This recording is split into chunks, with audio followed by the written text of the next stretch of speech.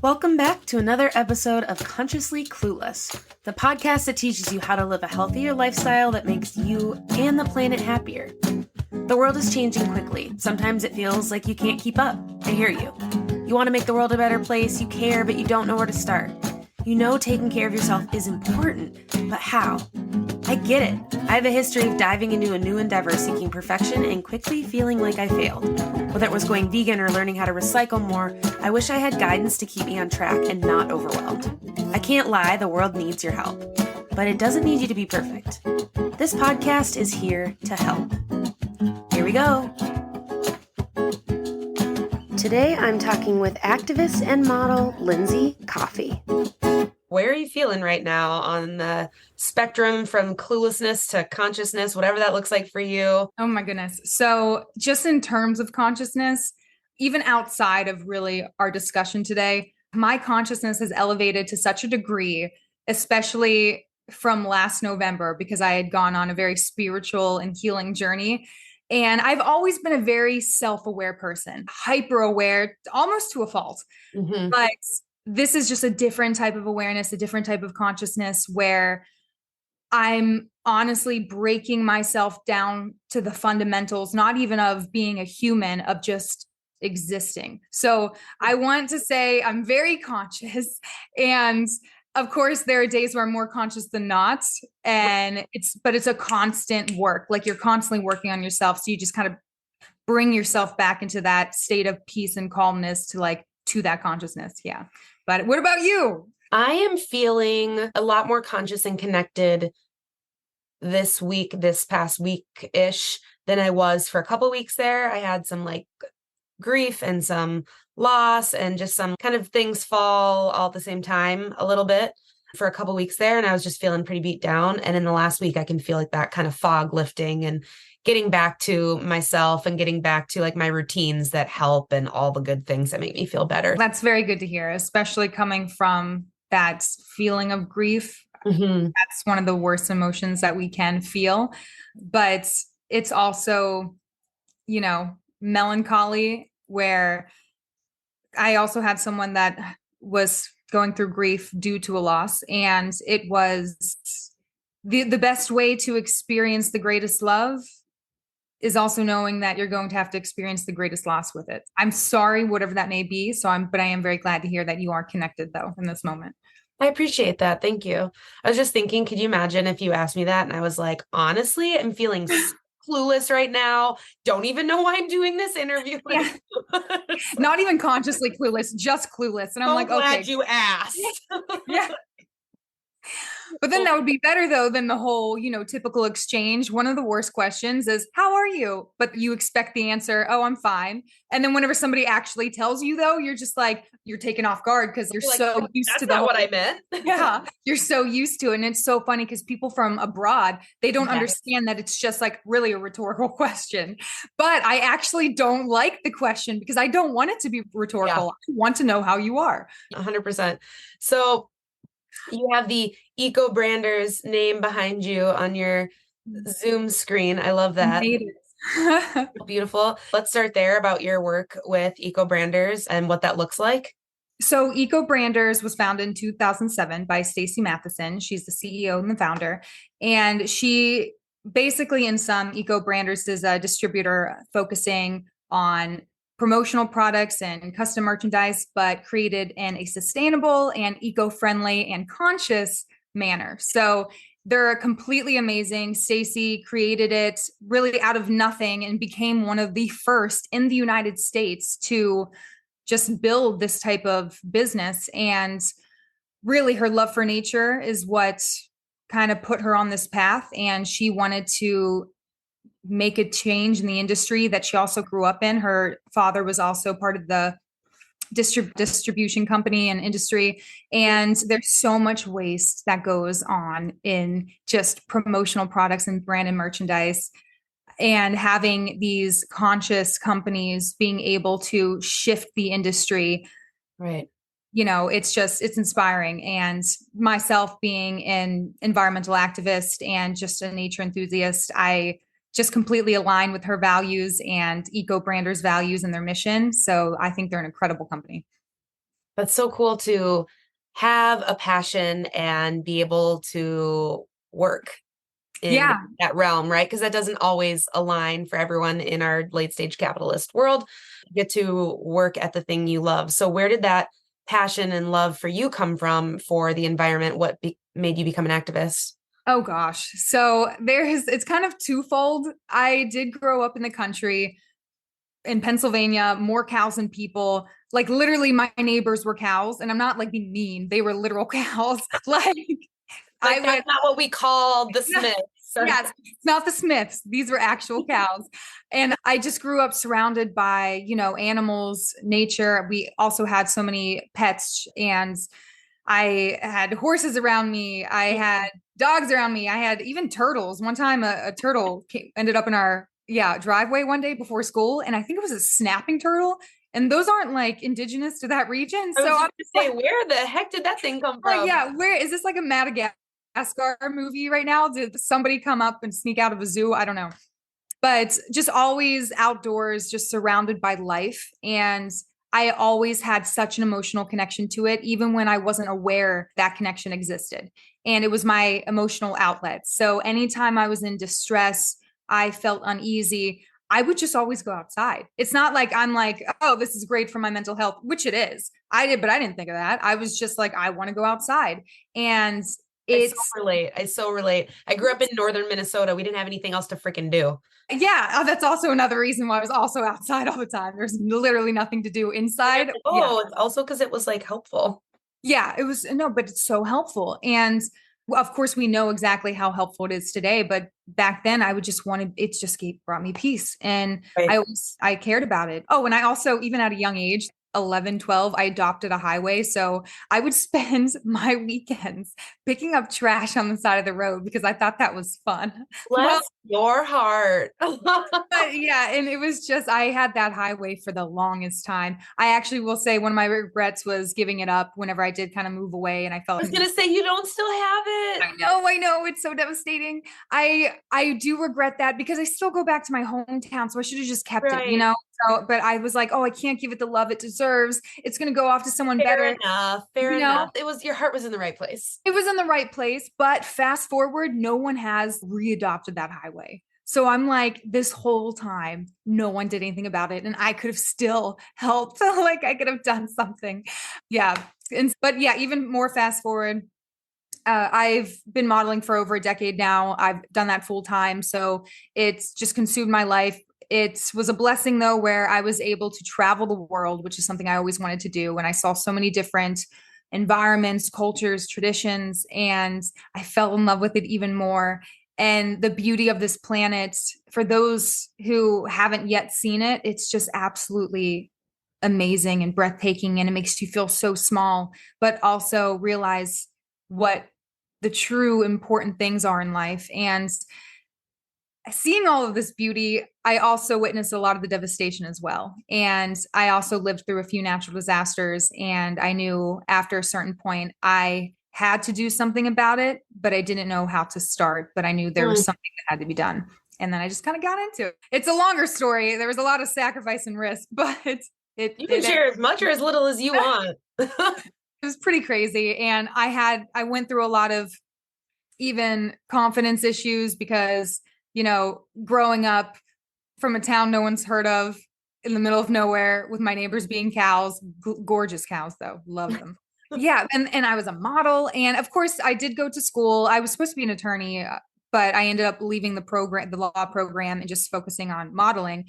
So I did graduate with a BA in political science, but still I wasn't educated in environmental science or environmental studies. And I didn't feel like I was going to be taken seriously. Who's this model from a town no one's ever heard of? No one's even heard of her. Like she's underqualified. So I had to go through this whole transformative journey of just finding myself and my voice within myself. And that also brought me into this whole Miss Earth competition that I ended up being the first American to ever win, which is actually really crazy. And I competed against 82 different countries. It was a lot. Damn. And yeah, and that really royalty. Hello. Yes, I am the queen. Hello. No. But I definitely went on a journey. And that journey specifically did really bring a lot of confidence to light and show me my potential and that I am qualified. I do have something to say and I am capable. So it was crazy, but it all worked out in the end. Yeah. Because my first thought, right, when we're operating out of stereotypes, which are, I think, first reactions often we are, you think of the modeling industry and then you think of environmental activism and you don't see them overlapping. Again, operating out of stereotypes, not saying they can't or that they shouldn't. But how did you kind of start to reconcile that? I imagine there's a lot of waste in the modeling industry. And then you like start learning about the environment and you're like, shit. Oh gosh, yes. And that was another reason, just my industry in general was another reason as to why I also added a little bit more. I kind of expanded my advocacy, even not just in terms of environmentalism, but even in terms of humanitarian efforts where, yes, the fast fashion industry, manufacturing industry in general is so harmful to our environment, has such a significant impact. And it's astonishing how little consumers really know about it. And being a model, being the face of companies where I'm almost promoting overconsumption and materialism, I just felt like a hypocrite at one point. And it really tore at me because I do model for several reasons. I really do love the artistic creative aspect of it. It is an amazing also way to see the world, all that stuff. But also it is still just a job. I'm not the one, not regulating the manufacturing companies abroad that are just making hazardous working conditions and not paying their workers. It's not me. I'm not really even in any type of aspect in that industry where it's related to the manufacturing, the distribution, or anything to that extent. Right. So that's still not me, but I felt so hypocritical in the fact that I was still playing a part in it by just being there. Or like promoting, like you said. Yeah. And so at the end of the day, it is a job that does, put a roof over my head. It does pay the bills. And there is such a beauty in it, the other side of it that I really do love and appreciate. It's not necessarily about me saying, okay, I accept what they're doing and I'm turning the other cheek.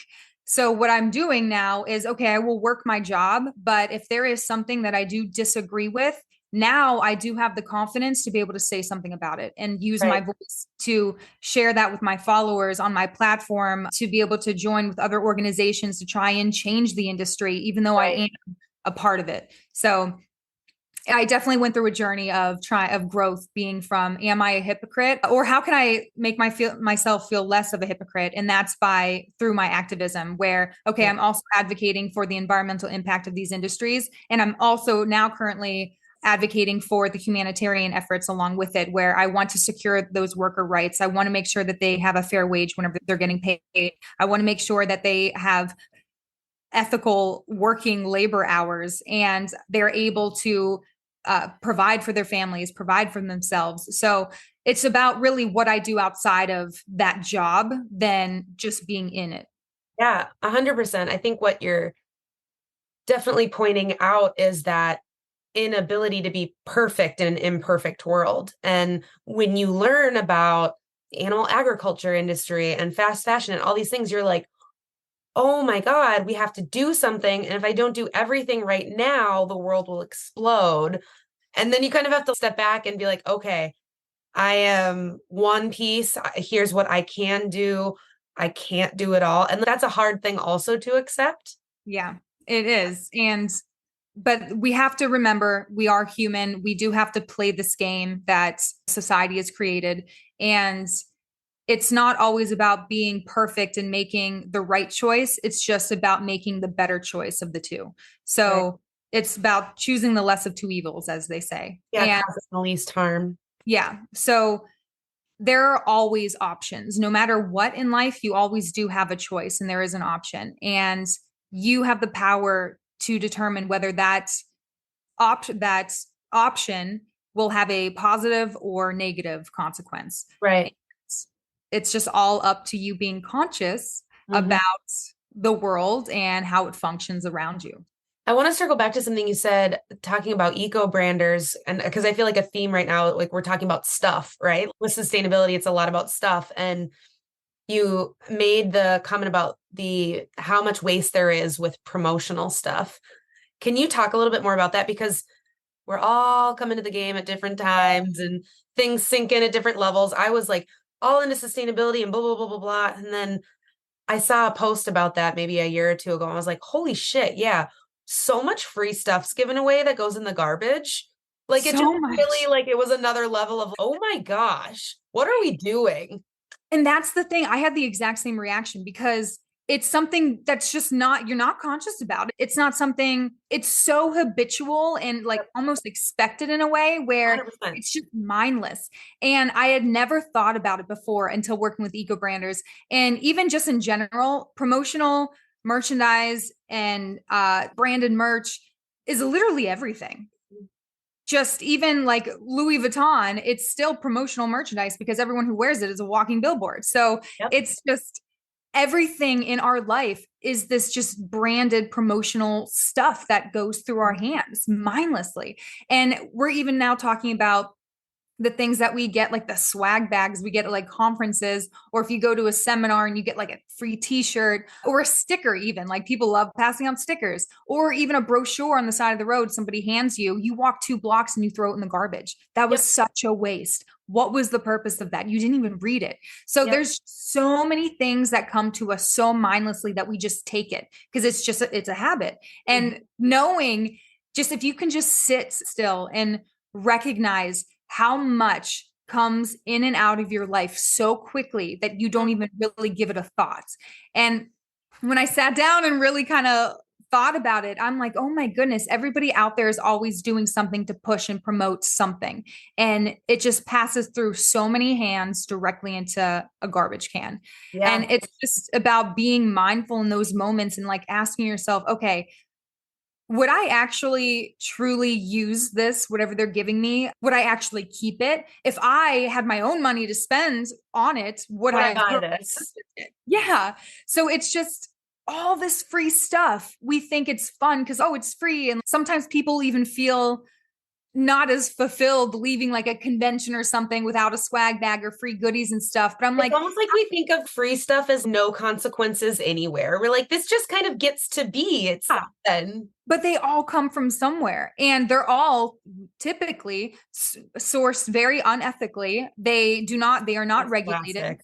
Plastic. It's all plastic. And there are more so than not alternatives to being able to make those products. But because these people that are just pushing these promotional products out on you, all they're thinking about is quantity, not quality. So as a consumer, by taking or by refusing this stuff, it also gives these companies a chance to, buy better, but buy less and get into the right hands that actually want it, that's going to utilize it, that it's going to stay with them. Because also it's a loss of money on their part as well. I was just going to say, what a waste of money to have products with your name on it that are trashed. It's a waste of everything, a waste of time, effort, money, resources, like a waste of space. So why don't you just put a little bit extra money into the quality of that product and have it go to somebody that actually wants it? Have that consumer stop and think, is this something that I actually genuinely want? And take it. That's actually going to mean something to them and they're going to utilize it. And it's going to be a part of their life where they're going to see your beautiful, amazing company or whatever it may be on that product, rather than walking past a trash can and seeing it in there. What does that say about your company instead? Yeah. And also, how many pens can you need? They don't even work whenever you get them. There's no ink in them. Yeah. I feel like, again, our conversation has been on stuff, right? And I think it's so interesting to think about how many times we're like interacting with things. Or I remember reading this statistic about how much time we spend just like moving our shit around and organizing our stuff.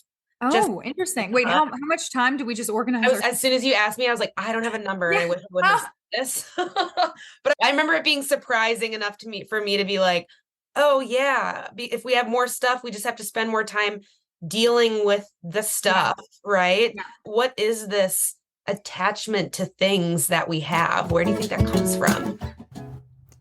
Hey there, it's me. If you're digging this conversation so far around conscious living in this episode and you're feeling inspired to make change, that's literally why I'm here. If you want sustainable ways to be sustainable, you hear eco-friendly or green and wonder if you're doing it right. You want to make your diet more earth-friendly by going vegan. You want to live a more connected life, but you're not even sure what that means. No judgment. It is possible to feel excited about making changes, to make a difference in the world every single day with your choices, to go vegan and stay vegan without feeling like you're missing anything, or to learn how to make good choices for the planet without feeling stressed. I help folks who are ready to make changes in their life that support their health and the world around them through supportive coaching, practical education, and steps that make you enjoy the process. If that's you, email me at consciouslycarly@gmail.com and let's chat. Back to the episode. I agree though with you, and just like worrying about, okay, decluttering it, or where am I going to put it, or moving this so I have enough space for it. I'm a huge organizational freak. So like I probably spend more time organizing than the average person. So that's why I also try to live like, minimalist lifestyle because of that. Yeah. My whole entire life would be spent just organizing, and then there'd be no quality to life of that.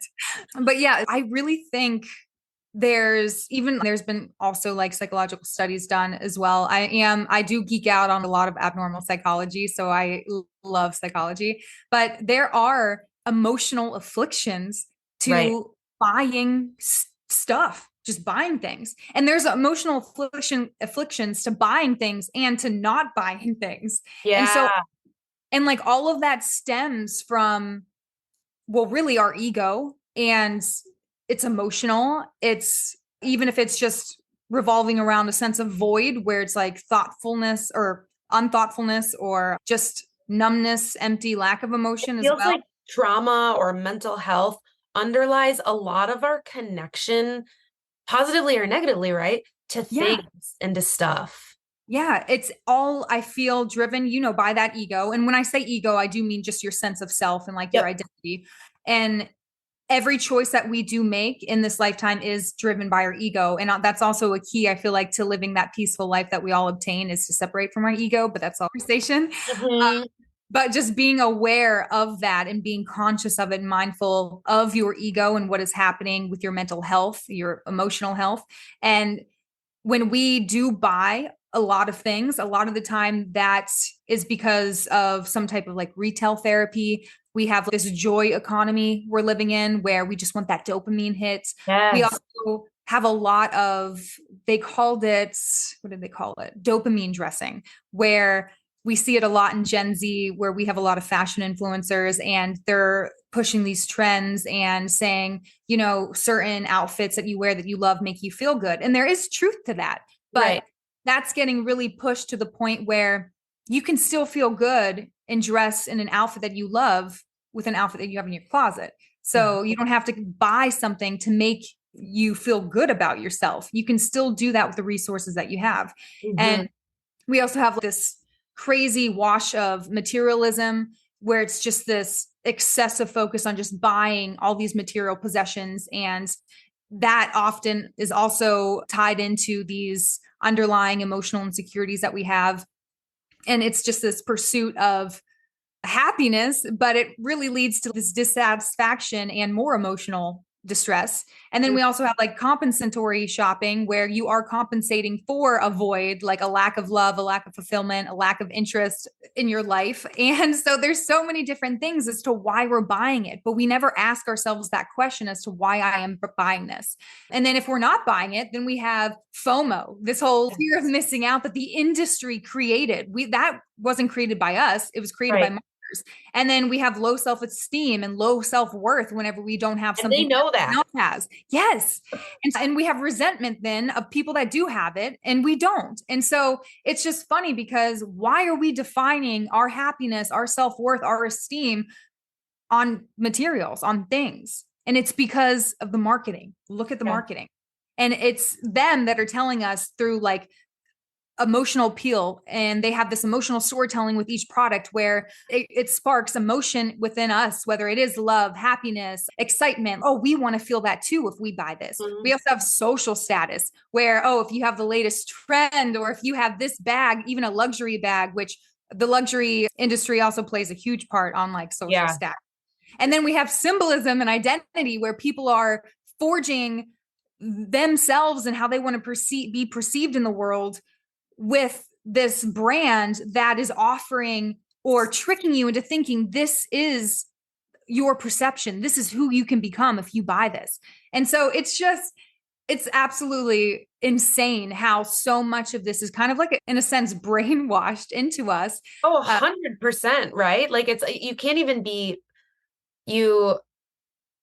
I try not to be too upset with people who don't maybe necessarily understand it or want to hear that. It's one, I didn't come out of the womb thinking about like late stage capitalism as a problem, right? And two, like, why would you want to know more when you can be numbed out, right? And get by. And that's what we're being encouraged to do. It's almost scary to think about all of those things not being what they're supposed to be. But it's so maddening. You want to just, I don't know, I'm saying you can speak for yourself. I just want to shake people sometimes. I'm like, your worth is so much better than all of this like stuff that I could care less about.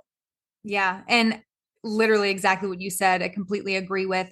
And being able to be numb like that, again, it just reminds me of the phrase ignorance is bliss. When you know why you do the things you do, a lot of that stems from trauma. A lot of that stems from very negative emotions that you have tried to avoid and suppress most of your life. How you feel about yourself, how you feel about your life, how you feel about your friends and family, and even how you feel about your future. So much of that and so much of the choices and the decisions that you make are to further numb you because it's just a distraction of you just putting in the work to find out who you actually are and why you're doing what you're doing. And I feel like that is really what society wants. And the elites, the corporations, the ones that are in power, they want you to be numb. They want you to be controllable because whenever you finally do the work, do that self work, heal yourself, become introspective, they're not going to be able to have that power over you where they're able to fill their pockets while you're emptying yours, you know? And yeah, there's a lot of work that needs to be done in a lot of people. And so many of them are just afraid to dive deep within themselves to heal and really live a better life by doing so, but is terrified to even begin it. What do you tell people if they're like, okay, I get it. You have a point. How do I detach from stuff? Like, how do I start? What do I do? And that's another thing, because I was also so, I was always so attached to things as well, like inanimate objects, you know, I had an attachment there. And attachments, from what I've learned, just even on my own, just conscious journey, and attachments aren't ideal, good or bad. Whether the attachment is good or bad, we shouldn't be attached really to anything because our attachments are what hold us back, even if they're good.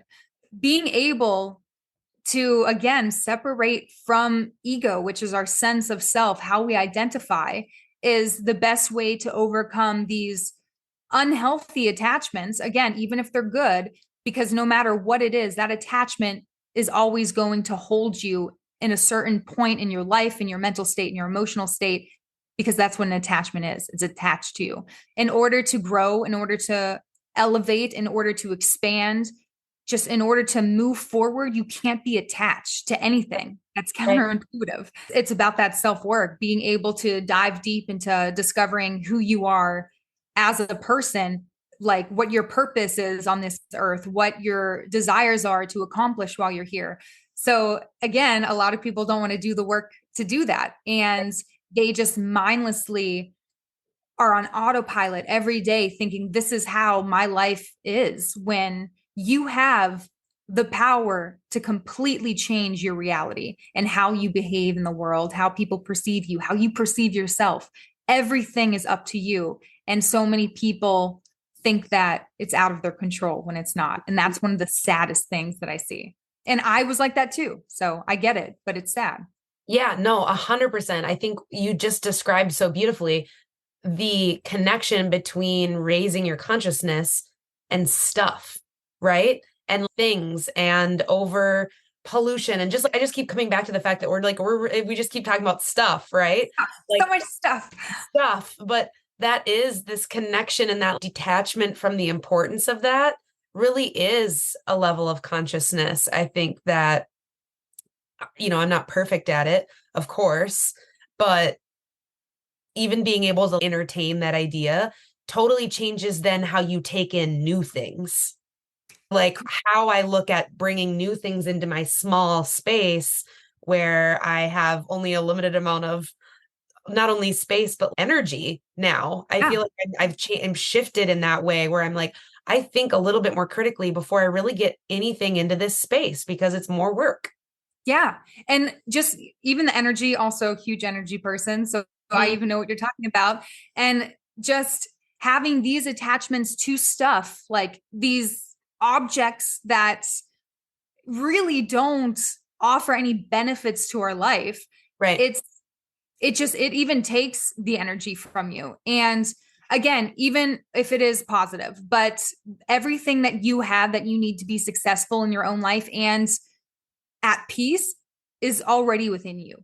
It's all about, yes, it's all about your perception and your perspective. That is your reality. Your reality is within your own mind, within your own self, and you have that power to be able to attach and then detach from anything that comes into your way. And even again, if it's like an object that is honestly no purpose, but you have it maybe because there is some type of memory tied to it.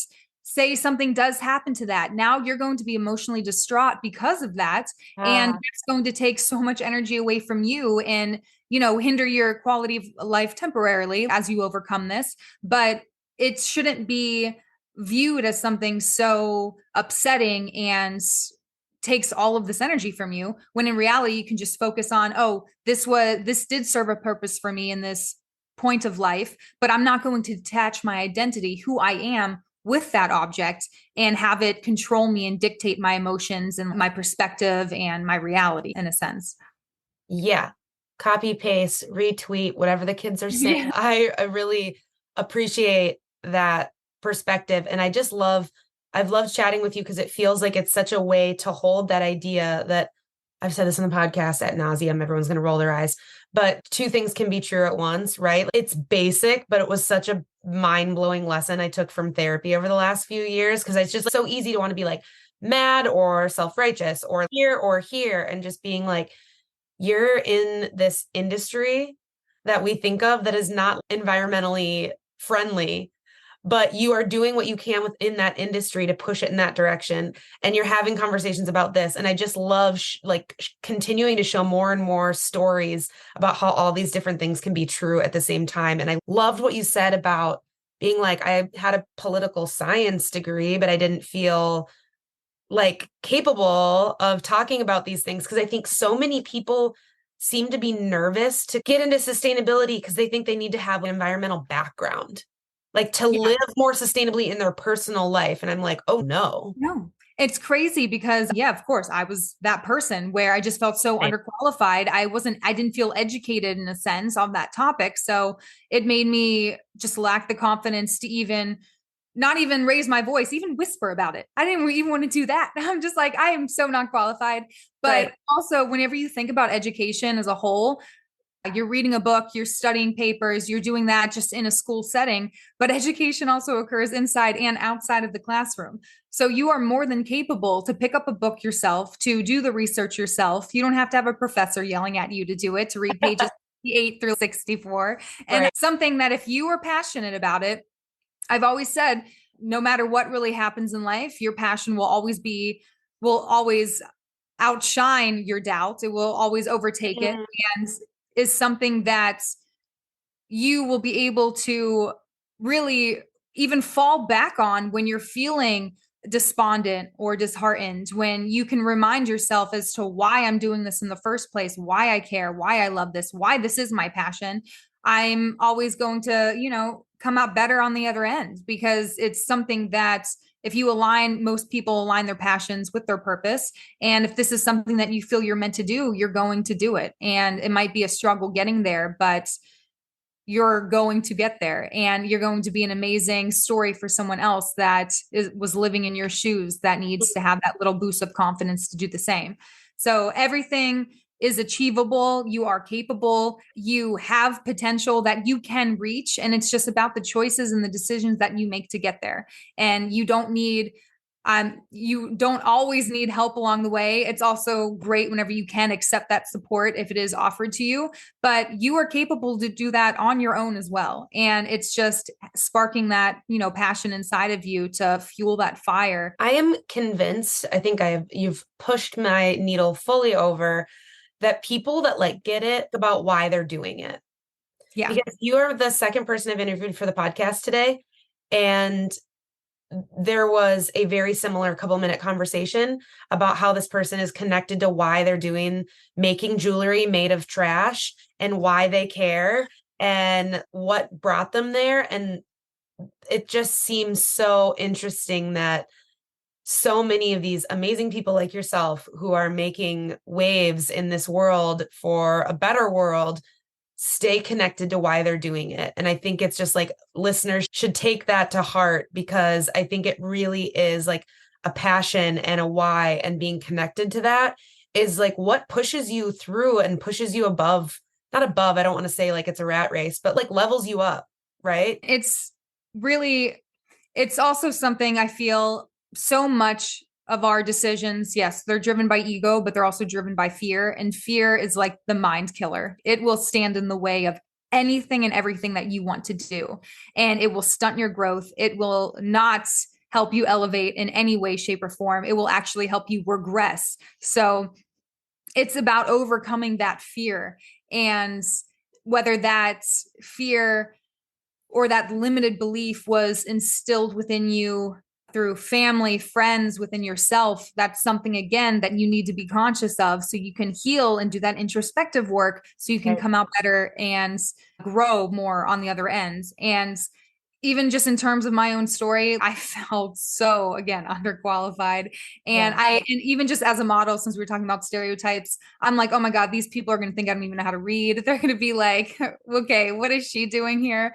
And on my journey, even through Miss Earth and my rigorous preparation for interviews I would do for 4 months, where I'd have to wake up 2 a.m. to talk to somebody in Australia. And I'm basically being quizzed on my knowledge of the environment and my platform and the change that I want to see in the world. So I had to be read up on my material, and I had to be calm and collected talking about it, and just know what I wanted to convey, that message, what I wanted to send through.